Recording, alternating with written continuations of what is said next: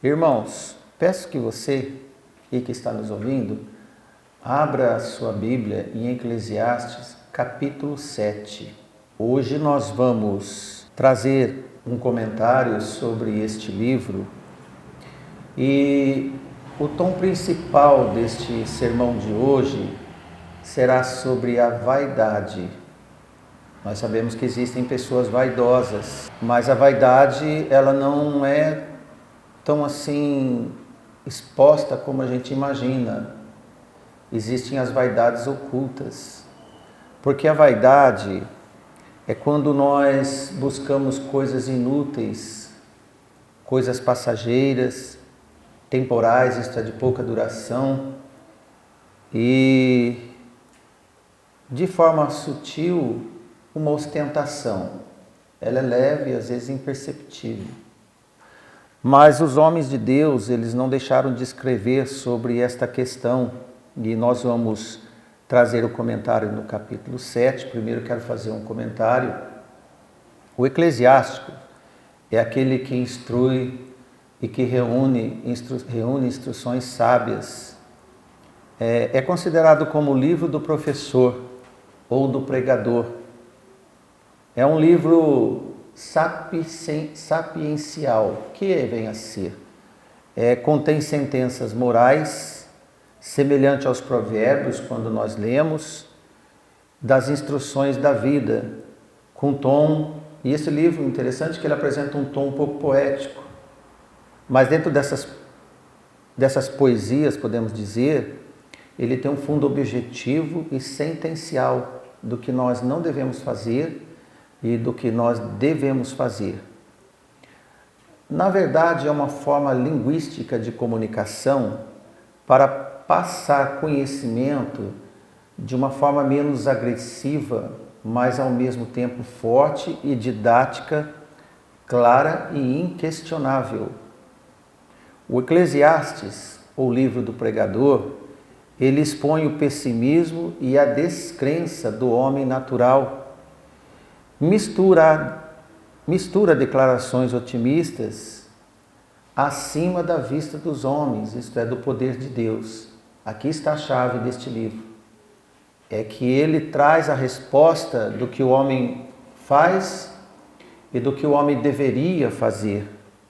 Então passa esse conhecimento para todos, sugerindo que o autor pudesse estar envolvido também nas causas que ele menciona. Como quem passou pelas situações, ele aprendeu como fazer certo, aprendeu a lição, então ele passa agora como fazer e como não fazer. Consideramos Salomão ser o autor deste livro. Alguns teólogos questionam, mas eu creio que foi Salomão, até porque ele se declara rei de Israel, e onde ele escreve ser o pregador que um dia foi rei de Jerusalém, e que era rei de Jerusalém. Ele se declara ter aplicado o seu coração para informar com sabedoria tudo o que sucede debaixo do céu. Diante desta questão, ele apresenta que foi uma ordem de Deus incumbida a ele e aos homens pregadores para que exercitassem da melhor forma a obediência ao Senhor. Então o que fez Salomão? Ele aplicou de todo o seu coração para que pudesse colocar no papel as práticas das suas falas declaradas numa cansativa ocupação, porque ele mesmo diz que ser um ensinador lhe enfadou, lhe deixou muito perturbado e comprometido com os resultados. No capítulo 1, versículo 12, 13 e 14, olha o que ele escreve. Eu, o pregador, fui rei sobre Jerusalém,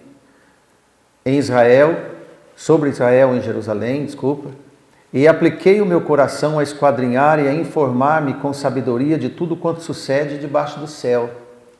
Esta enfadonha ocupação deu Deus aos filhos dos homens para nela os exercitar.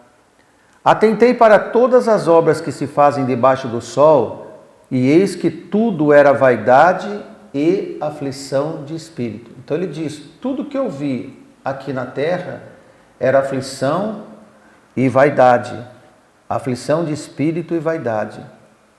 Quanto mais vividos e experimentarmos ficarmos, mais certos dessas verdades nós nos convenceremos do que acabamos de ler. Porque com o tempo, quando nós nos vamos envelhecendo, nós perdemos as ilusões e os sonhos da juventude. Passamos a trabalhar mais com a realidade, porque nós temos uma carga de conhecimento prático. Neste caminho da maturidade que todos devem um dia se encontrar, tornamos mais afirmativos nas leituras, inclusive da Palavra de Deus. Passamos a enxergar com mais veracidade como todas as obras nesta terra são coisas que provocam aflição de espírito e acendem a vaidade. Em João 16:33, Jesus disse assim: tenho-vos dito isto para que em mim tenhais paz. No mundo tereis aflições, mas tende bom ânimo, eu venci o mundo.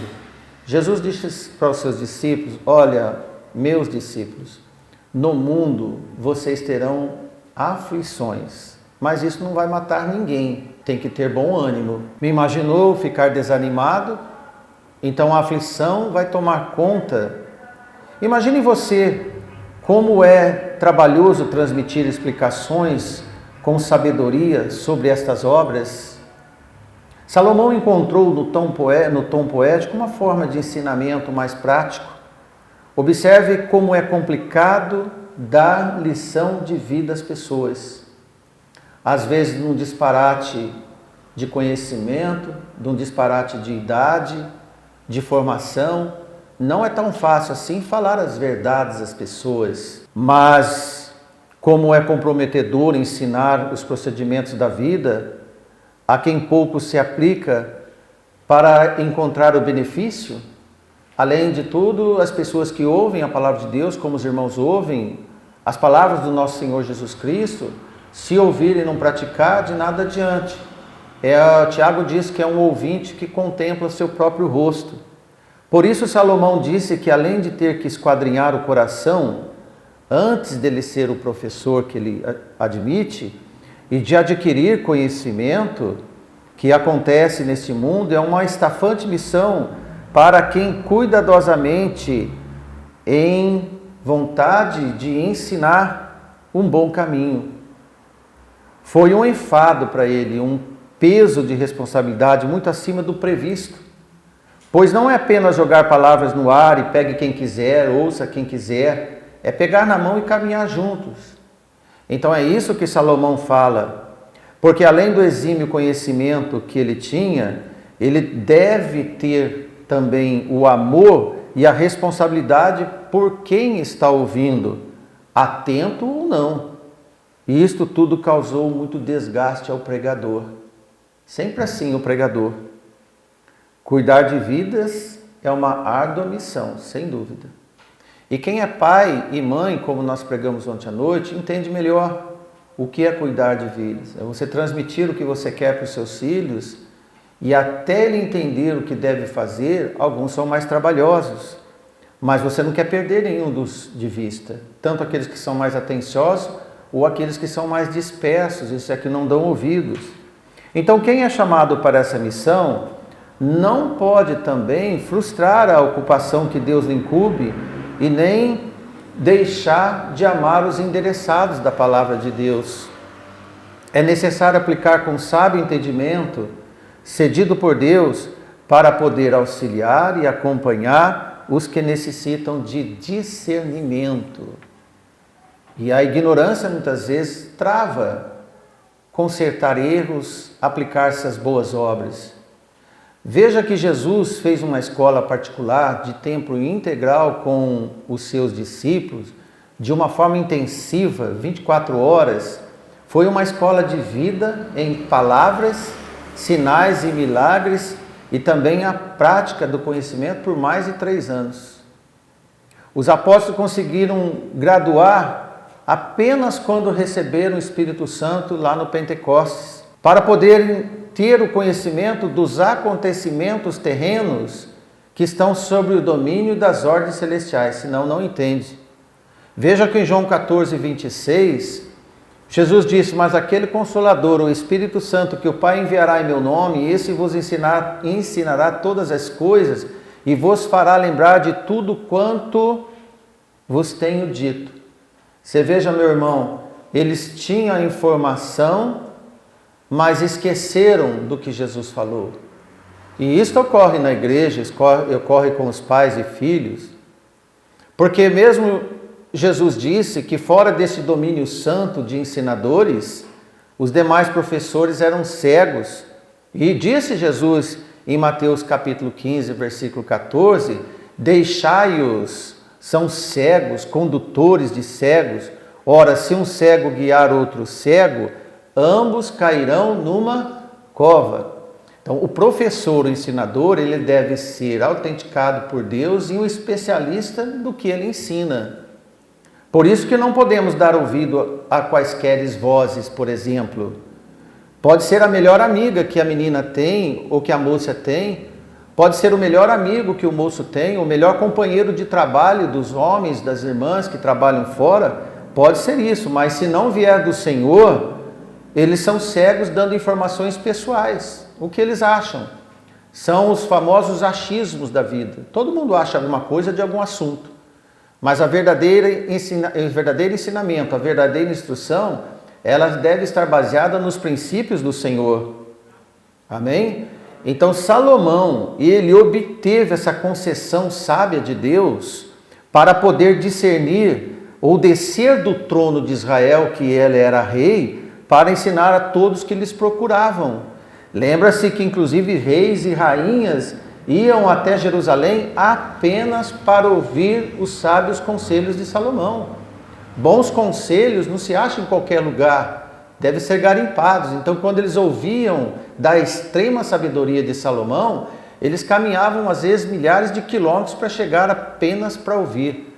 A rainha de Sabá ficou tão encantada com Salomão que ela acabou levando mais presentes do que ela entregou para ele. Em 1 Reis 3 e 5, nós vemos em Gibeon, apareceu o Senhor a Salomão de noite em sonhos e disse-lhe Deus: pede o que queres que eu te dê. Num encontro que o Senhor teve com Salomão, logo quando ele assumiu o reinado depois da morte de seu pai Davi, lá tem um relato interessante de uma conversa, de um diálogo entre Salomão e o Senhor. Quando Salomão viu o tamanho da nação que estava na sua frente para ele governar e a tamanha responsabilidade que ele ia enfrentar, ele se viu tão pequeno, mas tão incapaz, que a única coisa que ele teve capacidade para pedir para Deus foi sabedoria. Então ele não pediu bens, não pediu dinheiro, não pediu posses, nem fama, ele pediu sabedoria. E Deus deu sabedoria. Humildemente ele pediu: quero ser sábio, para poder cuidar do seu povo. Uma lição para cada um de nós, jovens dessa igreja, jovens que estão nos ouvindo, até idosos. Nunca é tarde para pedir para Deus que nós possamos ser mais sábios cada dia mais.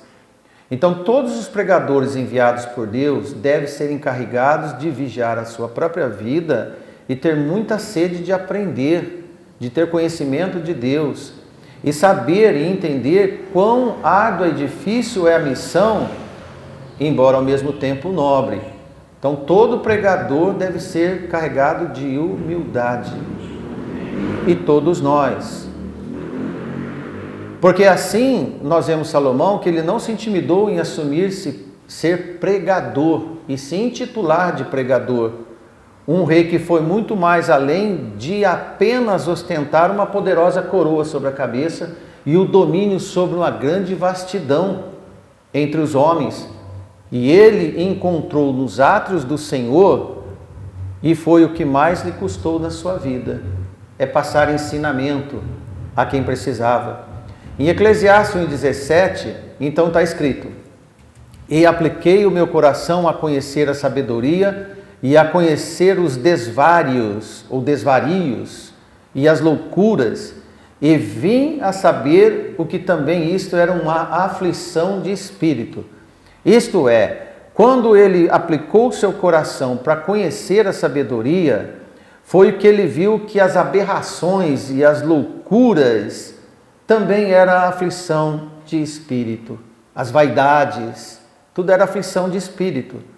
Observe que Salomão, ele insiste em esclarecer tudo que nesta vida terrena é uma tremenda coleção de vaidades, e que as vaidades acumuladas geram muitas aflições de espírito. Podemos até dizer alguma coisa para todos nós agora. Quando nós estamos carregados de muitas e muitas aflições de espírito, tem muito a ver com vaidades que nós carregamos, com metodologias de vida que Deus não aprova. E muitas vezes nós funcionamos nessa vida para nós e não para servir a Deus. E de forma que isso vai nos dar sofrimento. Então, quando ele conseguiu entender que as coisas e o fim delas, todo esse pacote, ele enxergou que tudo é uma tremenda loucura. E isto causou-lhe aflição de espírito. Não é difícil concordar, porque as pessoas simples sofrem menos. Elas vivem mais despreocupadas. O excesso de informação sempre satura o homem.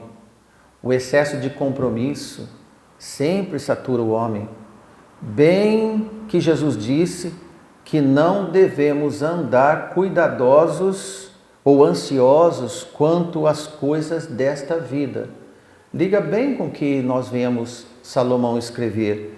Só para reler, porque os irmãos conhecem muito Mateus capítulo 6, versículo 25, Jesus disse, digo-vos, não andeis ansiosos quanto à vossa vida.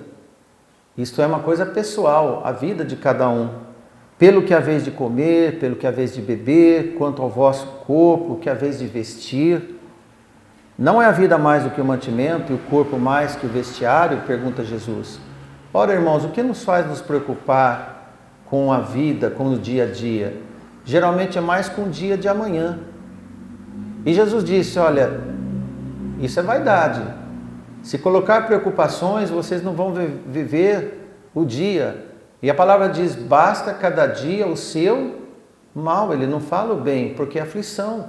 O dia a dia é uma constante aflição na vida. E devemos aprender a ter sabedoria de Deus para encarar e fazer gestão da nossa vida diante de Deus.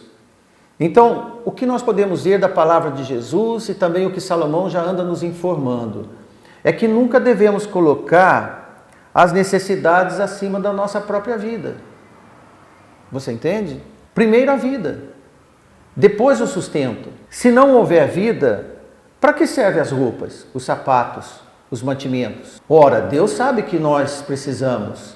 Se Ele nos deu a vida, certamente Ele vai nos dar o sustento. Veja que há uma inversão do que nós não devemos preocupar. Porque quem nos deu a vida vai nos dar o sustento. Amém. Amém, irmãos? Na verdade, a maioria dos crentes, para não falar dos descrentes, desconsideram os ensinos do nosso Senhor e passam a sofrer sem necessidade. Demonstrada pela falta de fé, este é um mal que provoca aflição de espírito e que vem das vaidades e que nos dão muito mais ansiedades. E Jesus disse, não andeis ansiosos. E ele inicia o livro apontando essas concentrações de vaidades por toda a terra. Veja como Salomão abre o livro no primeiro capítulo, versículo 1 e 2, que ele diz, palavras do pregador, filho de Davi, rei em Jerusalém. Ele não diz que é Salomão, mas tem a característica de Salomão. E ele diz no versículo 12, vaidade de vaidades, diz o pregador. Vaidade de vaidade, tudo é vaidade. Se você abrir rapidinho no capítulo 12, versículo 8, praticamente ele repete esse versículo, para finalizar este livro. Então o que ele concentra? Ele concentra e diz, olha, vaidade de vaidade, ele diz o pregador. Vaidade de vaidade, tudo é vaidade. Concentra-se tudo debaixo da terra, debaixo do sol, concentra-se em um grande campo de vaidades. O mundo é um grande campo vaidoso. E nós estamos permeados, rodeados de convites para a vaidade. E ela vai nos dar ansiedade, vai nos dar essas doenças modernas, vai nos afastar do Senhor. Como este livro é uma coletânea interminável de lições aplicadas, hoje concentraremos a observação nesse capítulo 7 que nós vemos, onde encontramos o argumento principal, um dos argumentos principais para atenuar as vaidades do homem. E veja o que ele diz no capítulo 7, vamos ver o versículo 2, 3 e 4. E deixa aberto porque depois nós vamos ler o versículo 1. Uma reflexão contra a vaidade. Veja o que Salomão escreve. Melhor é ir à casa onde há luto do que ir à casa onde há banquete. Porque naquela está o fim de todos os homens e os vivos o aplicam ao seu coração. Melhor é a mágoa, isto é, a tristeza, do que o riso, porque com tristeza do rosto se faz melhor o coração. O coração dos sábios está na casa de luto, mas o coração dos tolos está na casa da alegria. Bom, antes de comentarmos, o que mais as pessoas gostam? De ficarem tristes ou de ficarem alegres? É claro que 99% das pessoas querem ficar alegres. E naturalmente 100% querem ficar alegres. Mas a instrução bíblica, ela diz uma novidade para nós. Pode ser que alguém pense, será que Deus quer que eu goste de mortes? E seja uma pessoa que gosta de ver pessoas morrendo? Não, irmãos. Até porque não é isso, e Deus também não gosta dessas coisas. Em Ezequiel 18:32, diz o Senhor, porque não tenho prazer na morte do que morre. Diz o Senhor, convertei-vos, pois, e vivei. Preste atenção no que Ezequiel disse. Deus tem prazer no arrependimento. Os convertidos vivem no Senhor nesta terra para a eternidade. Os salvos vencem a morte. São chamados para o descanso eterno. Deus quer de nós um processo educacional que se aproxime dessa realidade e do nosso destino final. Para isso são necessárias reflexões enquanto estamos neste mundo das vaidades. Por isso ele diz, visitar a casa do luto é uma forma de eliminar vaidades. Em casa do luto é um dos melhores ambientes para esse exercício da alma. Assim como levamos o corpo para flexionar, para fazer exercício na academia de ginástica, levamos a nossa alma para a casa do luto para fazer reflexões no velório. Quando nós vamos ao velório e levamos nossos filhos, nós estamos fazendo um processo didático, educacional para eles, porque eles precisam de ver o fim de cada um de nós.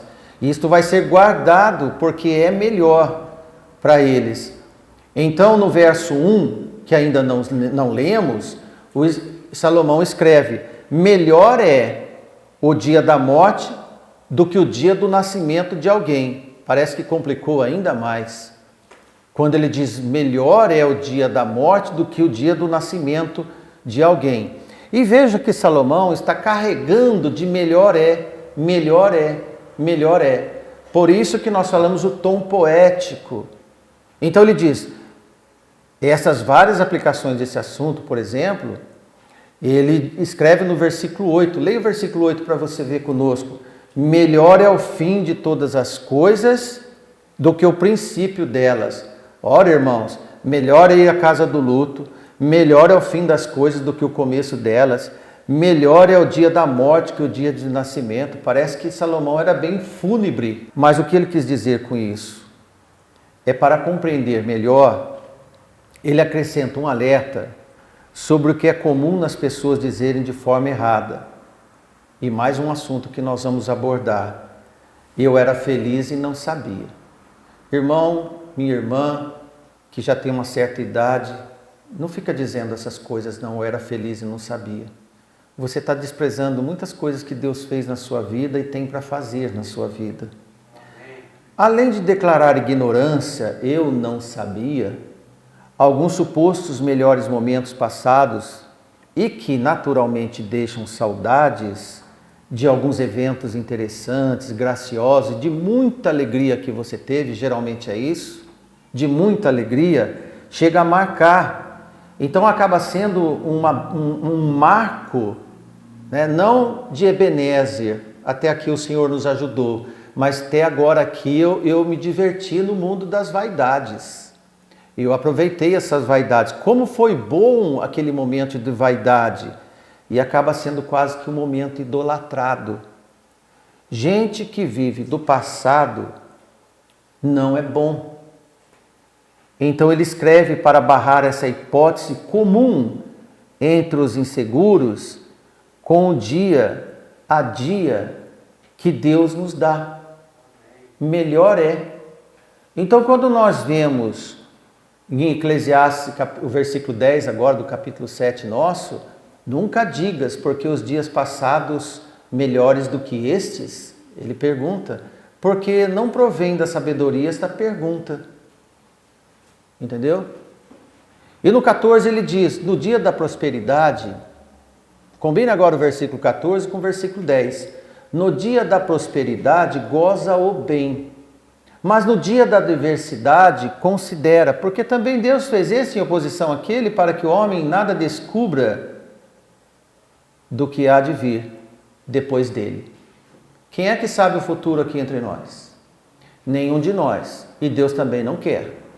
Mas o que ele diz para nós aqui, que a sábia atitude é ter atenção no presente. Deus quer que você olhe o agora, seu, e faça o melhor possível no dia de agora, neste momento. Neste presente, você que está ouvindo a pregação, você que está aqui na igreja presencial, você está cuidando do presente, você vive agora. Alguns segundos atrás já não podem mais. É isso que ele fala, no momento de cada acontecimento, isto é, no dia a dia.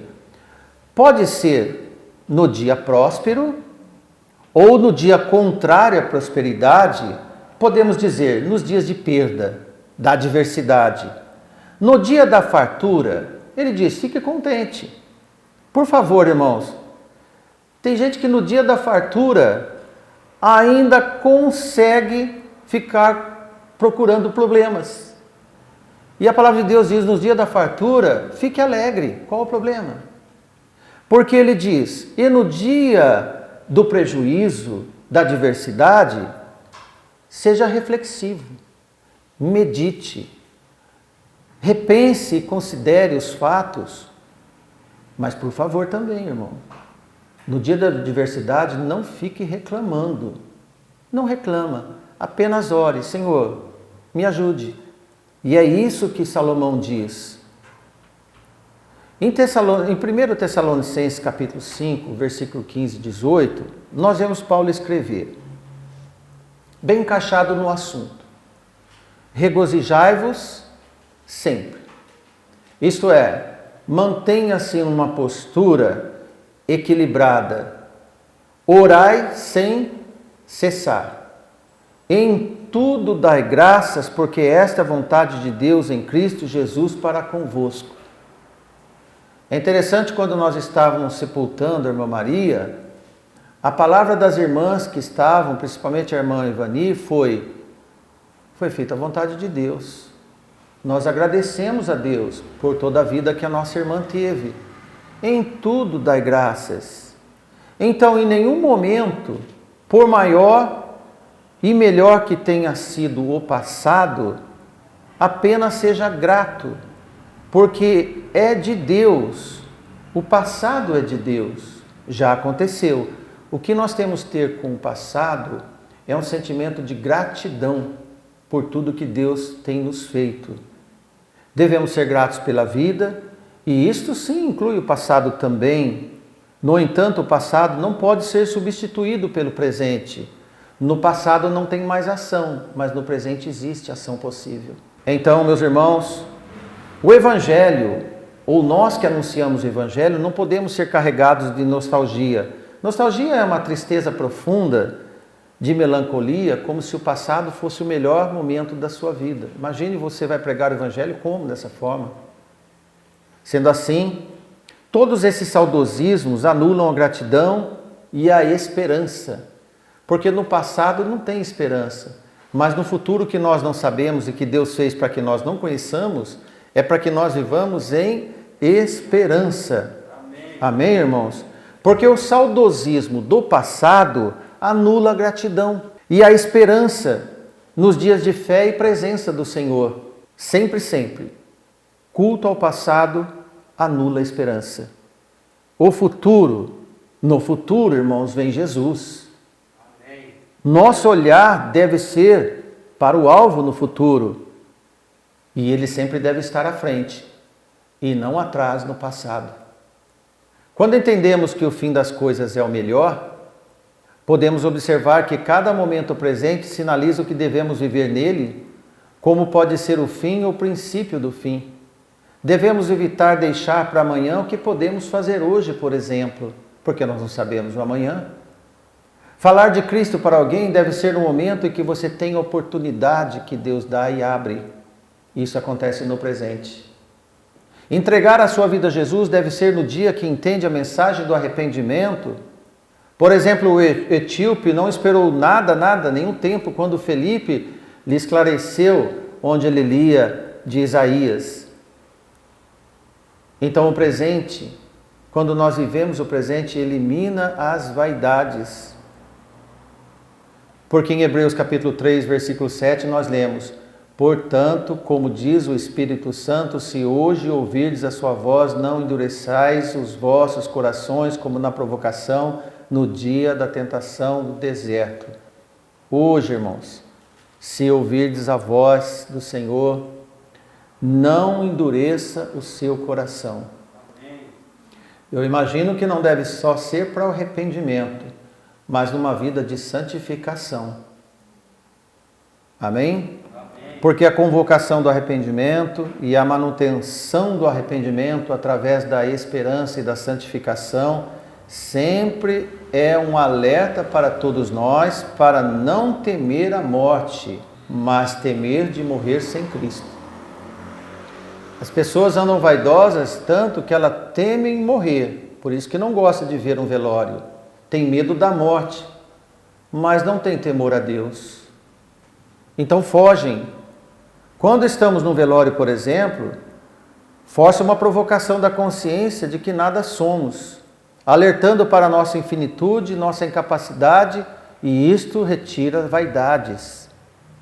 Por outro lado, numa festa, e a alegria com os amigos nos levará ao esquecimento, provocando uma espécie de fuga da realidade entre todos os viventes. Porque, sinceramente, irmãos, quem vive de festanças nada entende da vida. Vivem na vaidade. Sendo que, na casa do luto, e Salomão diz que aproxima para a seriedade do próprio fim de cada um de nós. Enquanto a casa da festança nos afasta da seriedade que devemos aplicar ao nosso fim. E Deus não quer isso de nós. De ninguém. Amém? Então ele ensina que a casa do luto é um lugar ideal para exercitarmos a natureza da nossa vida passageira, sendo uma convocação para cada um de nós e para os nossos filhos. A casa do luto é uma escola, é um estágio para entender melhor o nosso fim. Se eu posso dizer alguma coisa da minha vida junto com a irmã Suzy depois que nós tivemos nossos filhos, sempre levamos eles em velório. E graças a Deus eles não têm nenhum preconceito em velório. Chegar lá e fazer presença, entender o que é o choro do amado e fazer parte dessa comunhão nesse momento tão íntimo que ainda podemos ter numa despedida, por exemplo. Bom, irmãos, isso tudo para nos retirar de um estágio de provocação e manutenção da vaidade. Para nós finalizarmos, Jó foi um homem que sofreu muito, como nós sabemos no seu livro. Ele foi um homem quase destruído e ele fez uma um clamor ao seu amigo chamado Elifaz, em Jó 7,16. E veja o que Jó diz: a minha vida abomino, pois não viveria para sempre. Retira de mim, pois a vaidade são os meus dias. Ele faz um clamor e disse: olha, a minha vida está difícil. E eu sei que eu não vivo para sempre. E se eu não vivo para sempre, por que eu vou ser vaidoso? Quero que Deus tire essa vaidade de mim. E um outro amigo de Jó lhe diz, mais à frente, 35:13, certo é que Deus não ouvirá a vaidade, nem atentará para ela o Todo-Poderoso.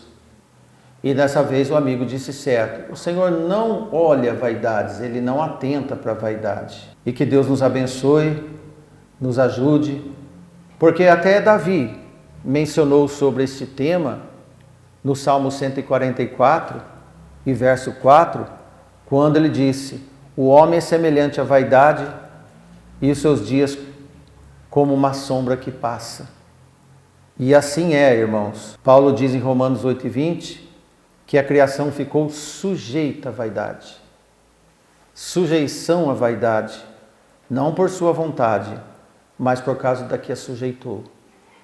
E Salomão escreve para que nós possamos sair deste campo da vaidade e ver que tudo que tem debaixo, onde nós estamos do sol, é um campo de vaidade.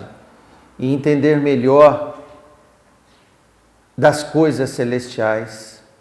Por isso que ele escreve no capítulo 12, versículo 13, para terminarmos nessa última leitura: de tudo que se tem ouvido, o fim é: teme a Deus e guarda os seus mandamentos, porque isso é dever de todos os homens.